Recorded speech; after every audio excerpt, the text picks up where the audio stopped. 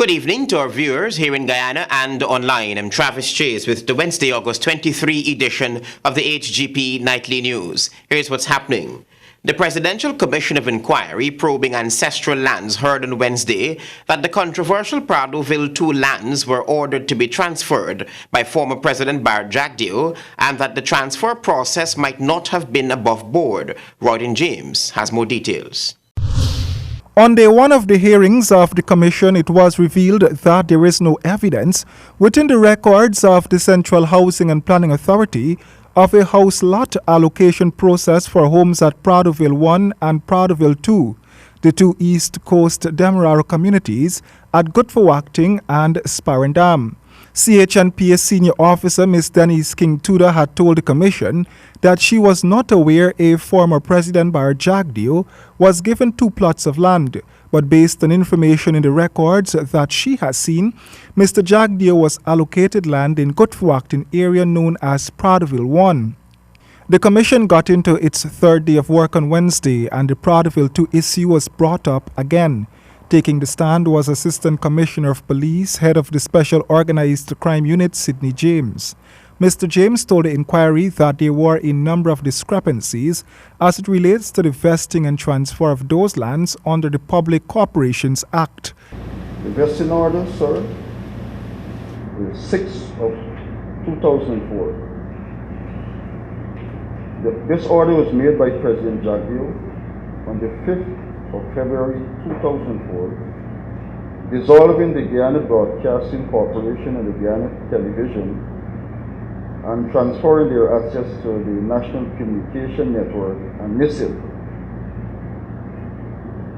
Among the assets transferred by this order to NCN was the area of land at North Sparendam, East Coast Demerara, comprising of 649,653 square feet. The Commission heard that documents were provided to SOCU purporting that the now Pradoville lands were bought by 65 slaves in the early 1800s. There is a transport dated February 4, 1920 to support that claim. The area was a wide area known as Plaisance, which encompassed Gutfawacting to the west, Plaisance to the west and Gutfawacting to the east. We were not able to confirm the information based on the documents which Mr. McKenzie had in his possession. Mr. James also told the Commission of Inquiry that the Pradoville 2 lands were not the only plots acquired with flawed arrangements. We had a referral in the NISIL forensic audit which indicated that 67 such land and property were transferred. Some sold also, sir. And in addition to that, I would have mentioned in the Central Housing and Planning Authority forensic audits that a number of lands, mainly on the East Bank and other parts of Guyana, were transferred or sold to private investors. The private investors, according to Mr. James, have not been keeping their end of the agreement. Mr. James further explained that the investigation into the lands which were referred by the Central Housing and Planning Authority are ongoing. Back at Sparendam, the Special Organized Crime Unit SOCU had arrested and questioned several high-ranking officials of the PPP about the acquisition of those lands at Pradoville 2.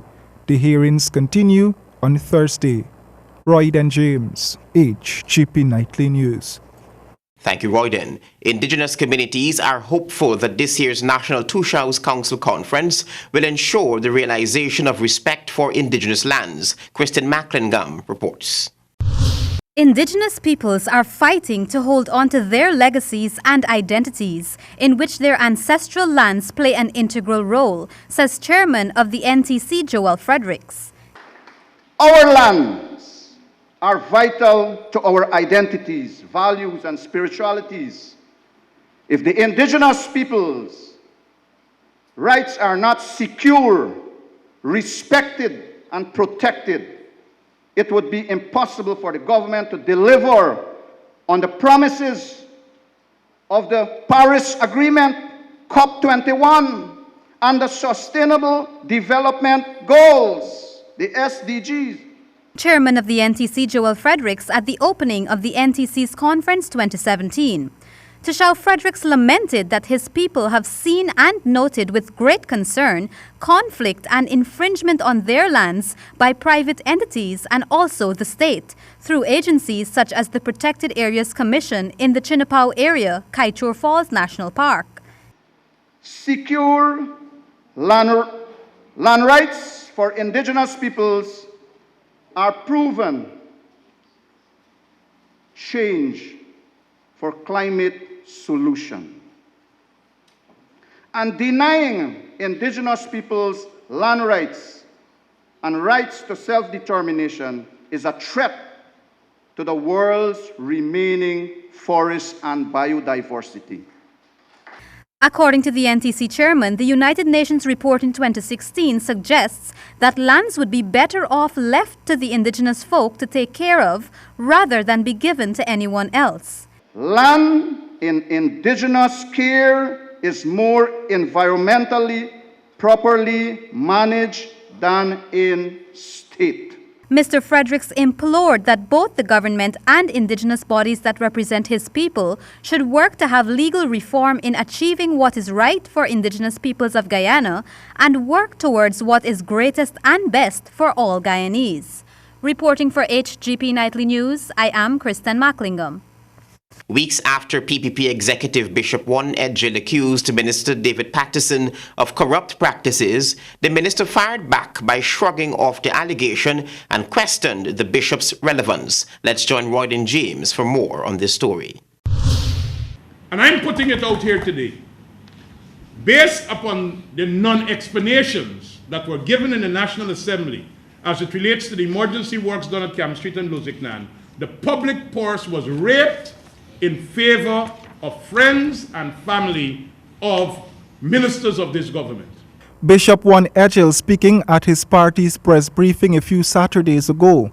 Bishop Edgell claimed that Minister Patterson has developed a habit of creating emergency contracts which cannot be properly scrutinized. This practice, Mr. Edgell said, is geared to enrich friends and families of Minister Patterson. The bishop had made similar accusations against several other government ministers, but he was more focused on Minister Patterson. And you know what I am concerned about? Is that there is no shame in doing it. An emergency existed, but that emergency was exploited to create wealth, quick wealth, for specific individuals. Nightly News approached Minister David Patterson for a response to the allegations made by Bishop Edgell. Bishop Edgell obviously, is obviously keeps trying to become relevant and stay in the news. So, and maybe that is a want of his new profession and his new thing, but he's obviously, I don't know. The only friends and families he could have been more likely called, but all the contractors, no new contract, if you can check, that started post-2015 were on that job. They were all there before, so most likely they're friends and family of the bishop.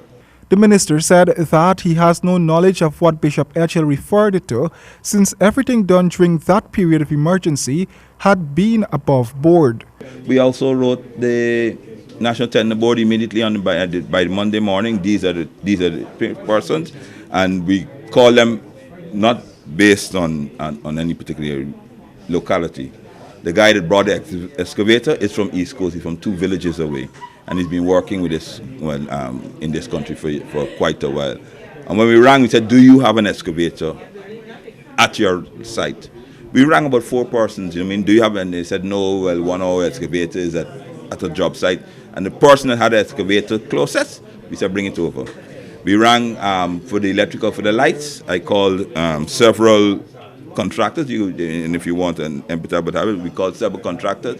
The one that said, listen to me, I have poles in my yard and I have a light bulb, because remember, this is now the August the 10th. The lights had to be up before the evening of August the 10th. So those were the persons that were called the capacity. They were all pre-qualified. We went with Empatab and those things like that. Royden James. HGP9. Thank you, Royden. Chief Education Officer Marcel Hudson hints at a plan to integrate teachers into poorly performing schools in an effort to increase the performance of schools that have been doing badly at the CSEC examinations for the past several years. Jeffon Vickery reports. Following the publishing of results of the 2017 Caribbean Secondary Education Certificate CSEC exams, the Ministry of Education says it has already begun the process to ascertain the weak areas which contributed to the decrease in performance in key subject areas. In response to a query by Nightly News on Tuesday, Chief Education Officer Marcel Hudson explained that through the National Subject Committee within the Ministry of Education, the necessary recommendations will be made. With respect to improvements, Mr. Hudson explained that the ministry has taken note of the performance of other public schools, apart from the traditional top schools. This is the ministry's plan. In terms of staffing also, we have been looking seriously at how we could have some of our top teachers or teachers who have been doing exceedingly well be placed in those schools, because at the end of the day, these are all our children, and we have to do everything that is necessary, everything that is in our power to ensure that we lift the standards of those schools. So those schools are, we're paying keen attention in terms of management, in terms of supervision. Mr. Hudson, however, clarified that the ministry will not undertake an exercise to remove teachers from top schools. In fact, he noted that there has been cases where public school teachers have volunteered to help the ministry in its quest to improve the performance of other schools. Training for teachers is also a part of the deal. The director of INSERT is here. She will tell you that in terms of continuous professional development sessions, we have a number of those teachers from those particular schools that are coming to INSERT where they could be impacted in a positive way so that they could impact change at the secondary level also.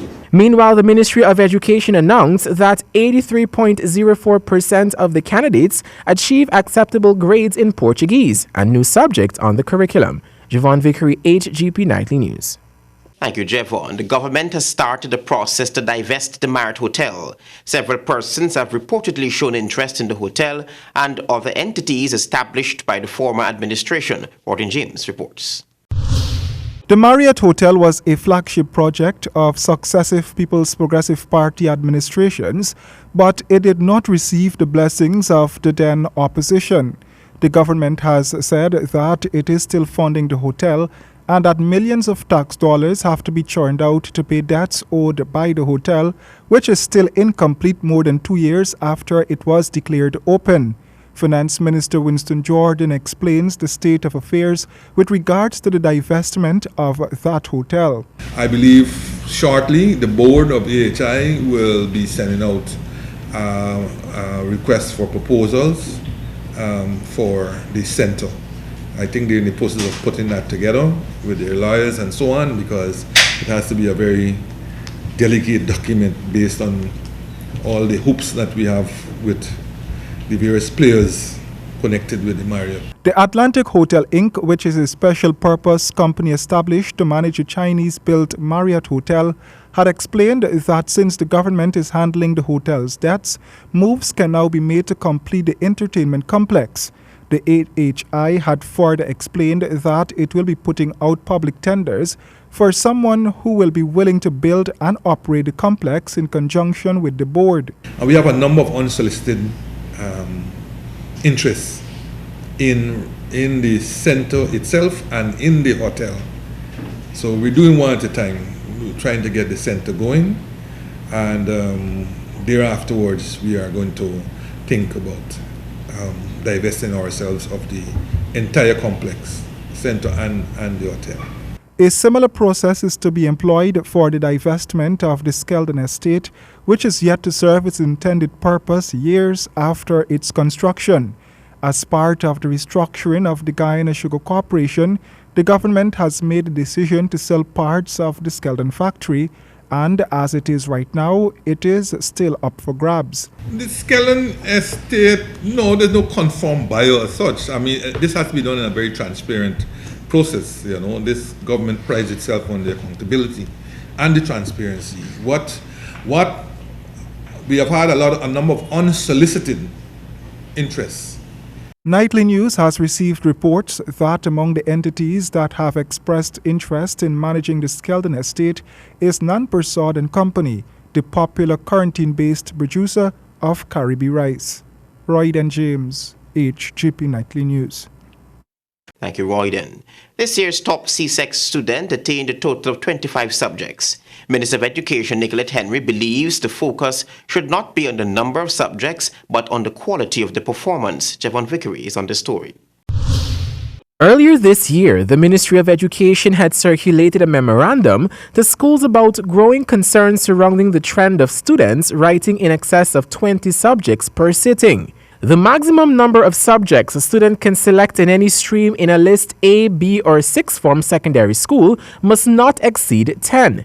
Mathematics and English must be included. The maximum number of subjects a student can select in any stream in a list C, D, or E secondary school must not exceed 6. Mathematics and English must be included. End of quote. But on Tuesday, Chief Education Officer Marcel Hudson, during a press conference to release results of this year's exams, clarified the ministry's position on the subject cap. The memorandum or the circular to be sent out by no means said that our children cannot write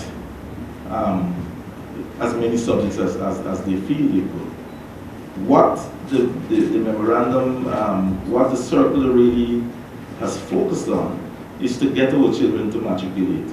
We do not want to spread ourselves thin and at the expense of not passing the subjects that will cause you to matriculate. The Caribbean Examination Council does not have a rule that limits the amount of subjects a student can write in one sitting.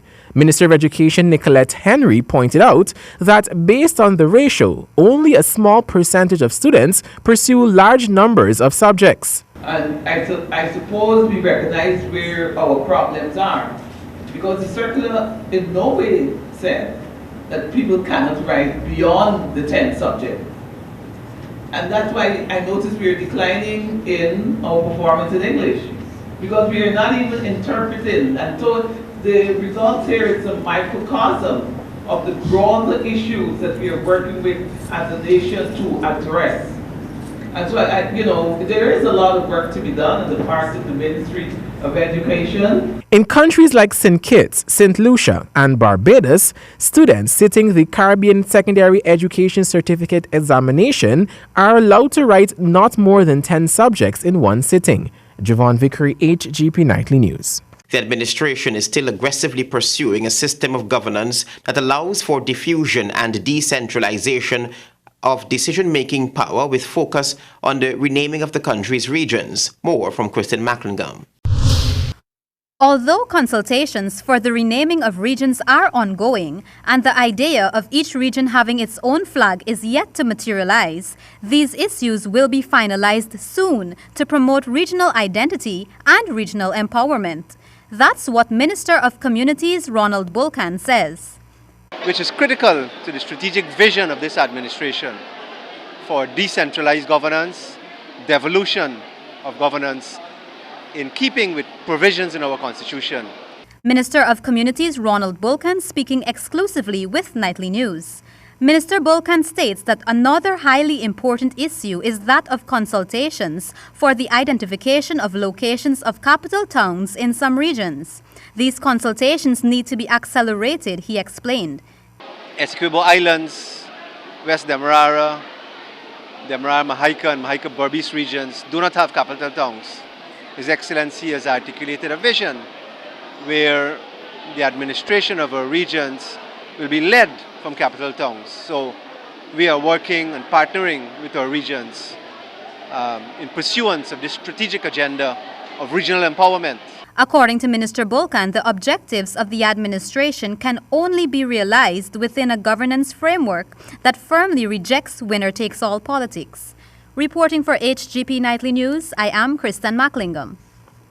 Guyana has not yet created the right environment for business startups, and therefore a long-term approach needs to be crafted to address this situation. Here again is Kristen Macklingam.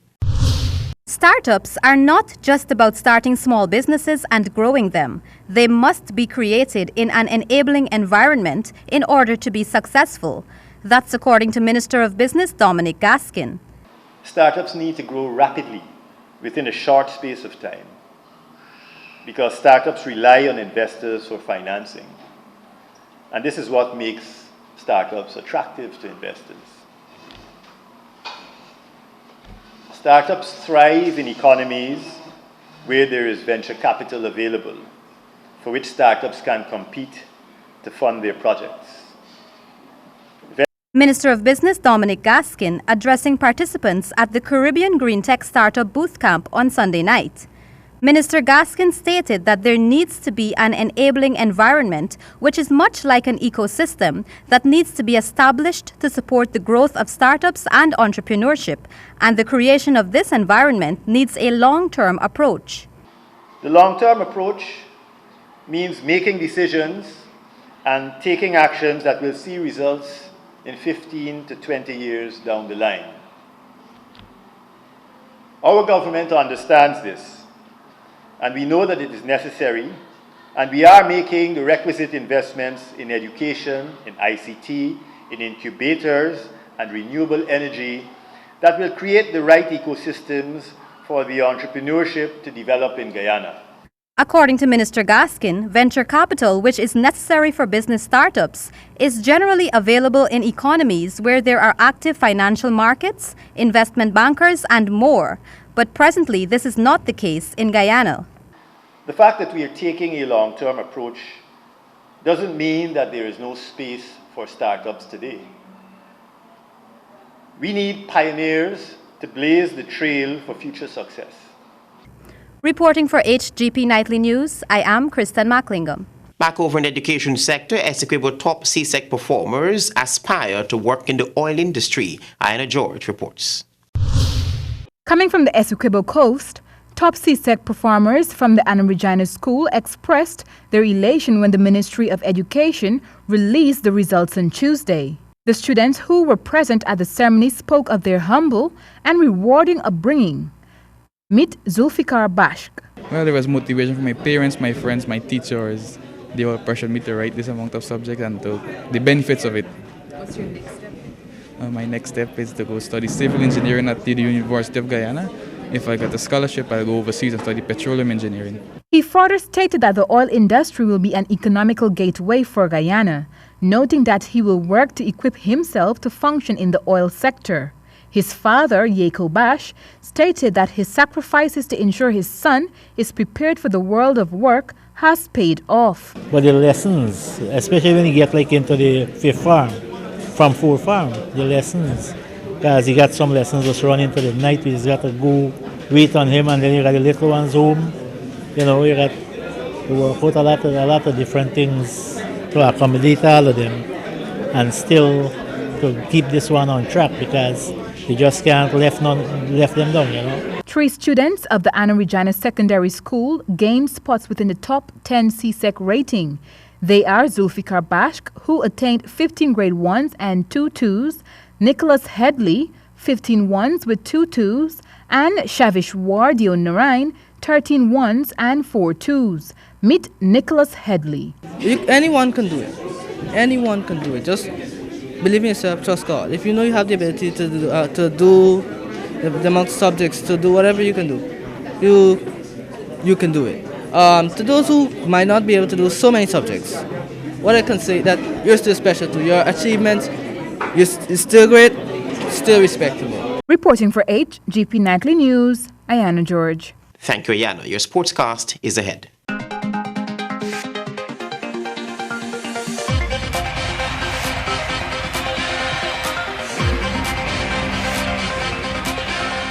Good evening, I'm Colin Abrams with the HGP Sportscast. In cricket, the St. Lucia Stars dimmed at Providence Stadium Tuesday night as the Ghana Amazon Warriors maintained their winning form.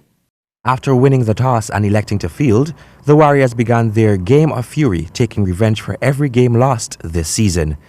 The St. Lucia Stars amassed a paltry 100 runs of their 20 overs. Johnson Charles and Andrea Fletcher opened the innings for the Stars, but quickly fell.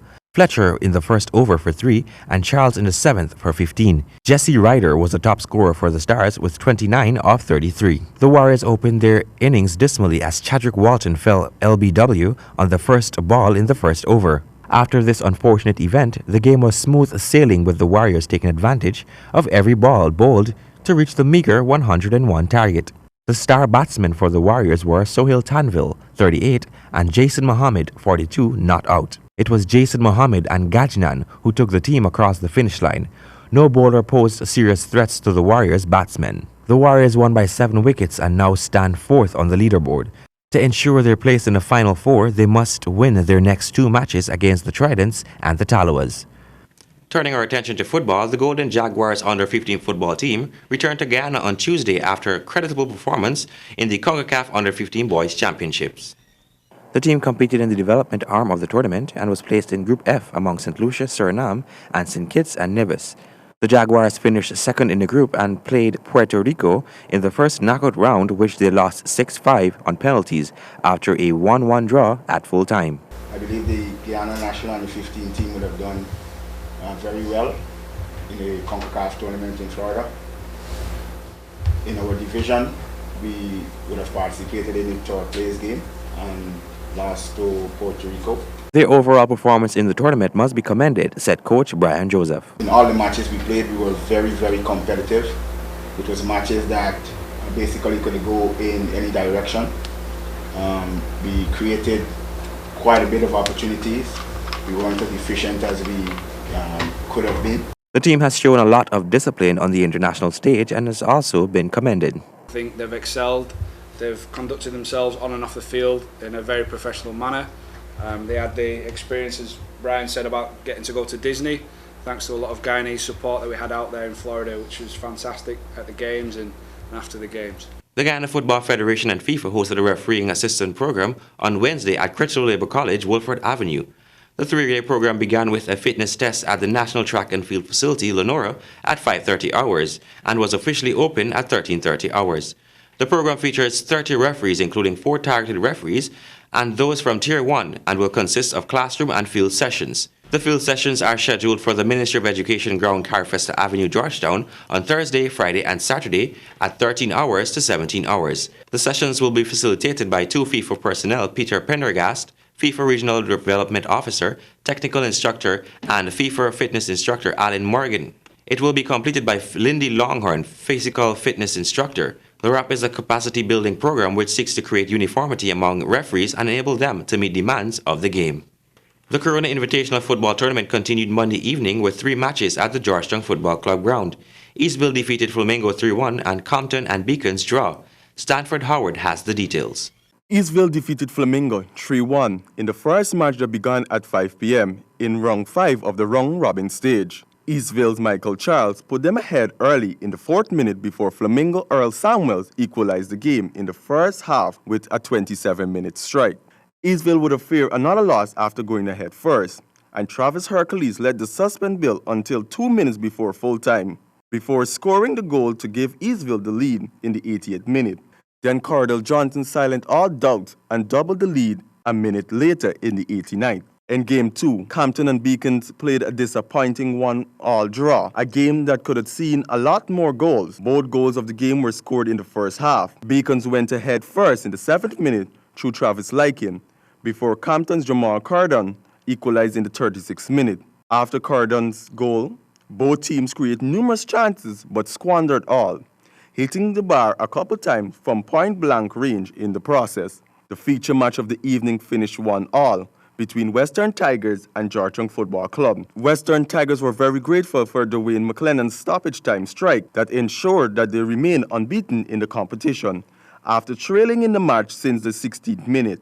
GFC striker Benjamin Akumuji placed the home side ahead with a well-taken header following a set piece in which Curtis Kellerman delivered a perfect cross. This goal came within minutes of Tigers threatening GFC goal with a shot that rebounded off the right post. And that has brought us to the end of this evening's sportscast. Back to you, Travis.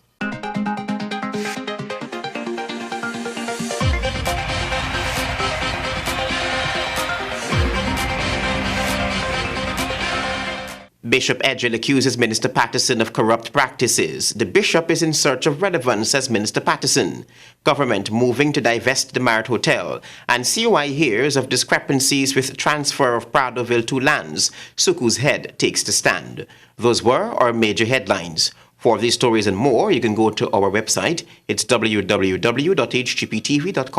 I'm Travis Chase. Thanks for watching. Goodbye.